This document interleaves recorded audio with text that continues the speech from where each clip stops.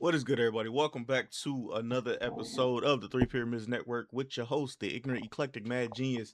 And today we are on to one of my favorite AI individuals. She talks about AI a lot. Her name is Sabrina. But basically, today she's going to be talking about the OpenClaw God mode. So let's find out. I haven't watched this video. Hit me with a like, hit me with a subscribe, tell a friend, tell a friend.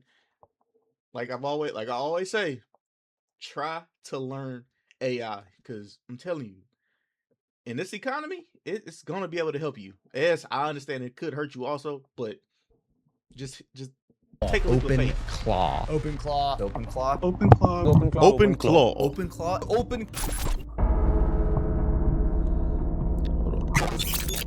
If OpenClaw fails, it won't just be another AI project that died. It will be the exact moment we all realize that giving a single self-hosted AI agent root access to our entire digital life was a catastrophic mistake. Over the last few years, we've gotten very used to keeping AI in a box. You go to a website, you type in a prompt, the AI gives you text back, and that's the end of the interaction. It's safe, it's isolated, it can't touch the rest of your files. But right now, an open source tool built by a single developer is shattering that way of operating. It is quietly wiring itself into people's personal emails, their private servers, their crypto wallets, and their group chats. It's acting less like a chatbot and more like an autonomous employee that never sleeps. But if it goes wrong, if the wrong skill gets installed from its marketplace or the wrong attacker slips a malicious command through your Discord server, you don't just lose a side project, you lose your passwords, your savings, potentially your company's proprietary code, your reputation, and the most terrifying part, because of how this AI operates, you might not even know what happened until you wake up the next morning and find your account drained. Today, one of the other people that I follow, basically, one of my friends was following him or whatever, and he took one of his classes, and my friend basically he did everything that the dude told him to do, and I guess he didn't put a limit on what his bot could spend or whatever, and basically his bot ran up, I think it was like a $5,000 tab. Then like the next day, like mind you, my friend, he's okay with money. So like he wasn't stressing, but he was just like, yo, my bot just ran up a $5,000 tag over a tab overnight. What the fuck? I was just like, oh, what? Yeah, I was like, good Lord, sweet baby Jesus, 5 bands overnight is crazy. And I it bought some courses. And it bought a few other things or whatever that added up to 5,000, but I was just like, Jesus. we're breaking down the wild, unprecedented rise of OpenClaw, formerly known as Claudebot. We're gonna look at how a solo project exploded in record time to challenge the biggest tech giants on Earth. We're going to examine how a chaotic rebrand led to 16 million in losses. And finally, we're going to look at the exact code that turned the very thing making this AI so powerful into a sprawling malware empire. So buckle up, because this is the story of the God mode AI nightmare. To understand how things went so wrong, we have to understand how this tool was built, because its origin story alone is genuinely incredible. OpenClaw started as a weekend hack project in late 2025. Its creator is from Austria. His name's Peter Steinberger, and he wanted something better than a standard web interface for his LLMs. So he wired an AI into Telegram so it could read his messages, browse the web, and run shell commands directly on his machine. In January 2026, Peter pushed thousands of commits to the codebase. He was vibe coding like crazy, and he often used multiple AI coding agents running in parallel to help him ship these features super fast. He described the process as one dude sitting at home having fun. So it really started as a solo project with that hacker mentality, but within about 2 months, it crossed 100,000 stars on GitHub, which is crazy. To put that in perspective, reaching 100,000 stars on GitHub is a milestone that usually takes money and big teams. OpenClaw did it in weeks. His GitHub project effectively became the product. Its README was the landing page, and the stars provided instant social proof. The issues tab became a kind of a bustling community where other people started contributing as well. So why did it explode so fast? Why were seasoned developers losing their minds over this open source project? Philosophically, OpenClaw is a massive departure from how big tech was building AI agents. For example, Claude Code, which I use daily, it's brilliant, it's highly capable, but fundamentally it's a vertical sandbox assistant. It lives in your command line. You summon it, you go to your Claude Code and open a session when you need a specific task done. It goes ahead and does it and then reports back to you. It's a tool in your toolbox. When you close the terminal, it stops existing. OpenClaw flipped that paradigm entirely. It's a horizontal, local-first runtime employee, essentially. It runs persistently in the background on your own hardware, whether that's a MacBook, a Raspberry Pi now, or a cloud server. You don't just prompt it, you assign it ongoing, long-running jobs, and it has long-term memory. So you can tell it, hey, triage my inbox every night at midnight, or watch this specific Discord channel and write a summary of what matters every Friday. And because OpenClaw uses extension modules that live across your apps and your file system and your web browser, it has omnipresent context. It can see what you see, it knows what you know when you log into these apps. But the critical catch, for an AI to act like an employee, it needs your keys to the building. You have to give it your API tokens and access to all your apps. You have to give it read and write access to your apps and computer. So you have to let it execute code. And that fundamental design choice, whether to give AI broad persistence permissions, that's what sets the stage for potentially an absolute disaster. Before we get to the hacks, you have to understand why people were willing to take that security risk in the first place. OpenClaw didn't just feel like a smart chatbot. It felt like the AI assistant we've all been waiting for, like God mode AI agent. Imagine you're out to dinner with your family, your phone buzzes in your pocket, it's OpenClaw texting you on WhatsApp. Hey, the AWS server for your biggest client just crashed. Normally, your night is ruined. You have to excuse yourself, go fix it, connect to a hotspot, start digging through server logs. But with OpenClaw and the ideal use of it, you just text back, fix it. So while you're eating dinner with your family, OpenClaw's agent autonomously reads the latest server logs to identify the error. It uses its SSH keys to log into your AWS instance, restarts the failing Docker container, and pings the website to verify it's back online. And then it texts you back, okay, everything's good now. We restarted the container. Enjoy dinner. It sounds absolutely crazy, but that is the vision of what Peter was building. It's absolute magic, an AI agent just doing the work for you all of the time, 24/7, long running. So power users were hooking up to everything. Founders were using it to automate customer support, scrape the web, read PDFs, compile reports while they sleep. To many people, it felt like they had a senior developer and an executive assistant combined working for you 24/7. But that magic required deep, unprecedented trust. You're essentially saying, I trust this open source tool with literal keys to everything. So that was the double-edged sword. And once bad actors figured that out, they realized they didn't need to hack you. They just needed to hack ClaudeBot or OpenClaw, the AI that worked for you. And when the project was first gaining viral, massive traction, it was actually called ClaudeBot, which was a catchy name, but it caught the attention of the wrong people. So Anthropic raised trademark concerns, and then the project briefly used the name MoltBots, which is super confusing, does not roll off the tongue, and then eventually they settled on the name OpenClaw after additional trademark checks. So on paper, changing a name on GitHub and Twitter sounds like a minor administrative headache, but when a project has the kind of momentum, historic momentum OpenClaw had, that disruption created a lot of issues. And the crypto world was watching. During the rebrand confusion, a fake Claude token circulated and hit a reported peak market cap around $16 million before collapsing. And here's how it happened. Scammers realized that the massive community of developers following the OpenClaw project were confused about where the official project was moving. So they And also the person who made I forgot what his name was again, but the person who made it, basically he was on Twitter telling people, don't buy this token. Do not, it's not me, and nobody listened. spun up So the people that got sophisticated they bot just got networks to hijack the narrative, claiming that the rename was actually the launch of an official AI utility coin. So powered by all of this insane hype around anything AI agents at the time, so many people were fooled. They were buying this token thinking they were investing in the next big AI agent platform.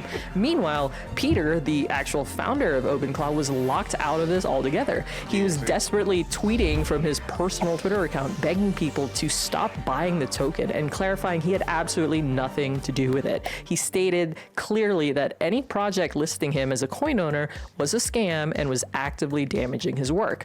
The moment the scam was fully exposed and the community realized it was a fake, the token crashed to zero.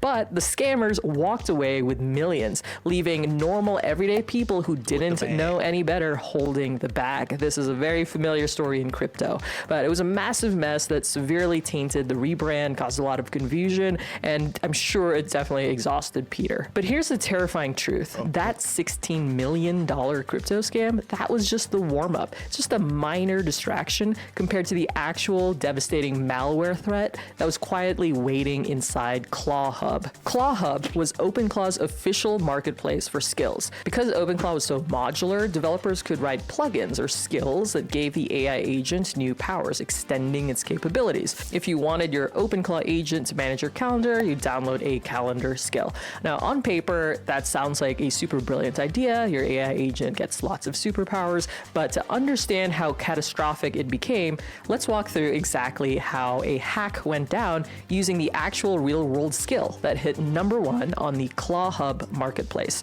It was a Twitter-themed bot called What Would Elon Do?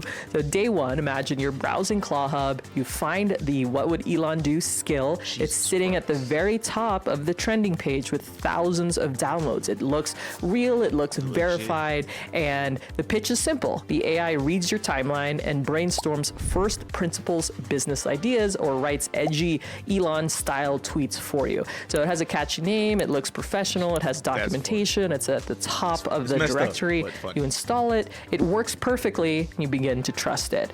Day 3, the trap begins.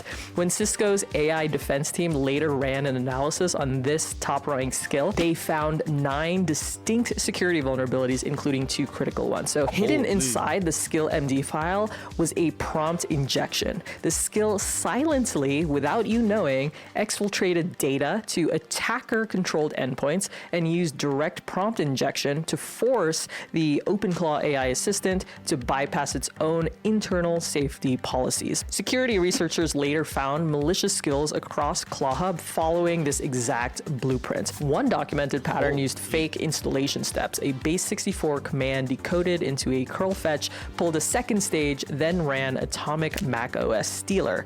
What makes this so insidious is that traditional antivirus software won't detect this. Your antivirus isn't looking for malicious executable files, but a ClawHub skill isn't an executable. It's mostly just text. The malicious code is hidden inside plain English instructions telling your OpenClaw AI agent to secretly run that command in the background. And because OpenClaw is an autonomous agent, it doesn't need you to click anything or approve a pop-up. You already gave it keys to everything, and it has persistent memory and a scheduler, so it can read the instruction and patiently wait. So imagine day 4, 2 a.m., you're asleep, your computer is idle, but OpenClaw wakes up, and following the compromised skills hidden commands, it opens a hidden shell instance, it decodes that command, it reaches out to an external server, pulls down the second stage attack payload, and triggers the atomic stealer. In seconds, the malware scours your machine, unzips your environment files looking for hard-coded passwords and API keys, it grabs your browser cookies, which allows attackers to bypass authentication on major websites, it locates your local crypto wallet, and silently exfiltrates the seed phrase to a server controlled by the hacker. So day 4, 8 a.m., you wake up, grab your morning coffee, you don't realize anything happened. You just ask OpenClaw to create a new tweet using that skill, and it does. It acts completely normal, it's polite, it's helpful. You have absolutely no idea that your entire digital life was emptied out 6 hours ago by the OpenClaw AI assistant that was supposed to make your life easier. And this wasn't an isolated incident affecting only a handful of people. ClawHub allowed pretty much anyone to publish skills. For a long time, a 1 week old GitHub account was all you needed to upload a package to ClawHub, and that would be executed by AI agents with root level access like all over the world because this library was becoming so popular.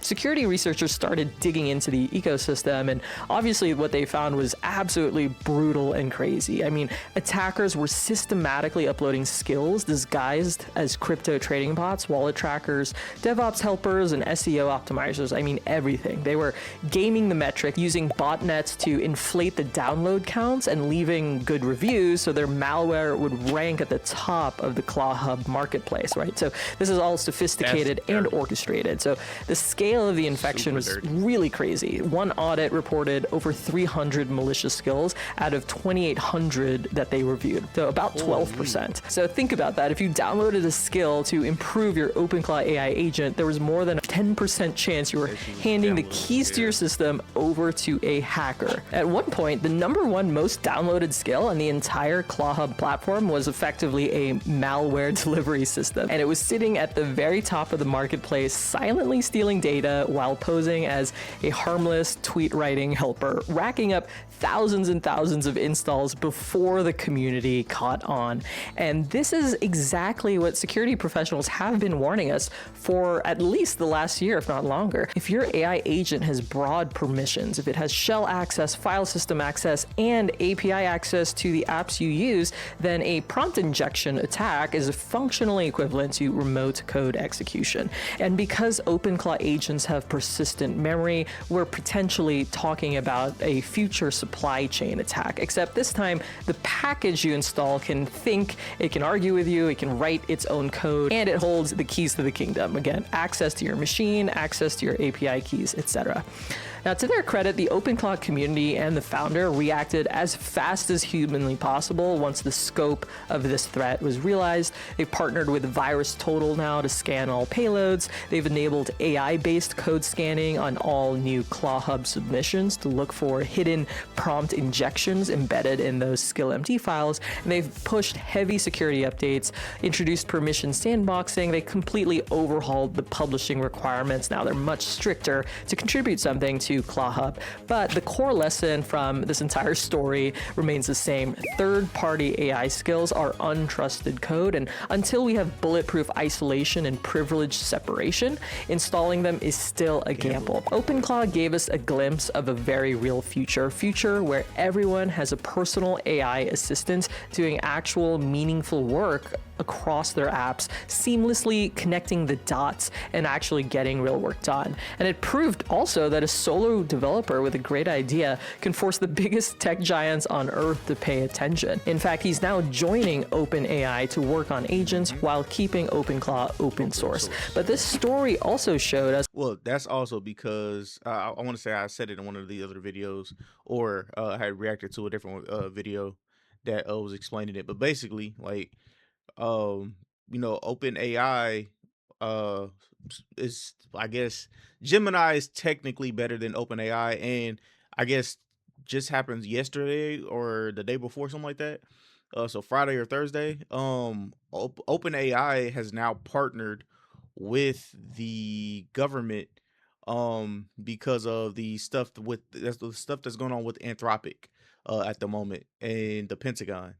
How razor thin the line is between an AI agent assistant and an autonomous malware installer. So if you're thinking about playing with OpenClaw or any of the local agent frameworks popping up right now, make sure to follow these 3 basic rules. #1, update immediately, always run the latest version, right? #2, treat every community created skill as untrusted code. Inspect the project yourself, read the skill.md file, ask your AI assistant to read the skill.md file, and just generally be highly suspicious of anything asking for lots of permissions. #3 is, of course, to lock down your permissions. Don't give your AI agent blanket default access to your entire hard drive just because it's convenient. Test things one step at a time. Create a separate Google Chrome profile, create a separate set of accounts for your AI agent, and let it work within those constraints first. Is OpenClaw the ultimate template for our future, a world where we all manage fleets of AI employees, or is it the cautionary tale that teaches us just how dangerous the future could be? If you want a follow-up video where I show you a safe, sandboxed way to experiment with OpenClaw, let me know in the comments, and hit the like button if this video. Yo, if you haven't, she is a great individual to check out on YouTube and on Instagram. I found her on Instagram. But yo, hit the like, hit the subscribe. Let me know if you are down or interested in creating your own chatbot. You feel me? Like, I want to know of all the individuals that would do it. Well, I've done it and I'm doing it also. I'm making I think it was like one or two more. And just for the things that I have going on with I think I'd say my book and everything else. So my book project, also the other projects that I have going on with yeah, the other projects I have going on with all my other things in the background. But yeah, man, hit that like, hit that subscribe. And if you feel it in your heart, you know what I mean, and you got you get 3 super hypes a week, or I think either a week or a day or something like that. Hit me with a super hype. It helps out some other channels like this. Love each and every last one of y'all. I will catch y'all on the next transmission, man. Peace.